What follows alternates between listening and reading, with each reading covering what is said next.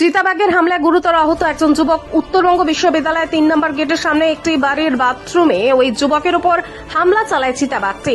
আজ সকাল প্রায় 6:30 নাগাদ অভিষেক প্রসাদ নামের ওই যুবক ভাড়া বাড়ি থেকে বাথরুমে ঢুকলে তার উপর আচমকায় হামলা চালায় চিতাবাঘটি। ঘটনায় শরীরের বিভিন্ন জায়গায় ক্ষয় ও একজেরে গুরুতর আহত হয় সে। যুবককে উদ্ধার করে চিকিৎসার জন্য শিলিগুড়ির একটি বেসরকারি হাসপাতালে ভর্তি করানো হয়। অপরদিকে উত্তরবঙ্গ বিশ্ববিদ্যালয়ের ছাত্রছাত্রীরা আতঙ্কিত হয়ে পড়েন ঘটনাস্থলে পৌঁছায় বন দপ্তরের কর্মী ও মাতৃগাড়া থানার পুলিশ। ইতিমধ্যে নজরদারি চালাচ্ছে পুলিশ ও বনকর্মীরা। এলাকা জুড়ে শুরু হয়েছে মাইকিং ও সতর্কতার প্রচার।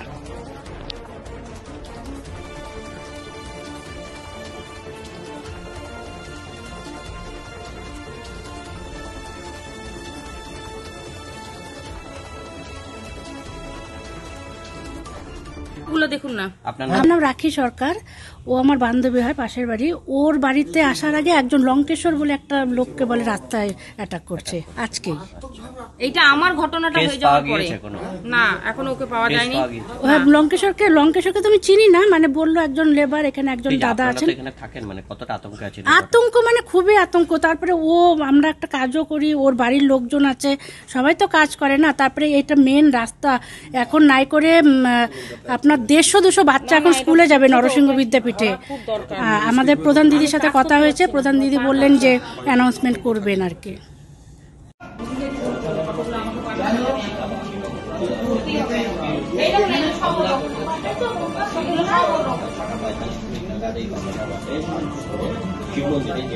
এখনই কিন্তু ওই চিতাবাঘ হঠাৎই ওই যুবকের উপর হামলা করে এবং হামলায় গুরুতরভাবে জখম তিনি তাকে কিন্তু মাটিকাটা রেস্টের সঙ্গে ভর্তি করা হয়েছে। অন্যদিকে ওই চিতাবাঘের কিন্তু যারা এইখানে বাসিন্দারা রয়েছে, এলাকার বাসিন্দারা, তারা কিন্তু আতঙ্কে রয়েছেন এবং গোটা এলাকায় কিন্তু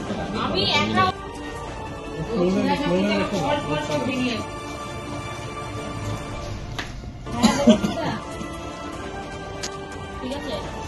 আমি জয়েন করতে না পারলে কিছু মনে করেন না।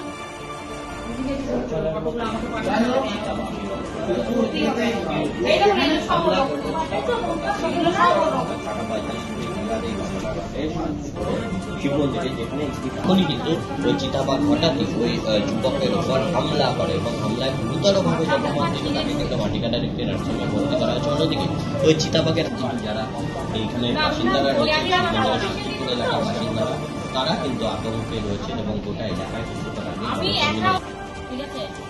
আমি জয়েন করতে না পারলে কিছু মনে করেন না।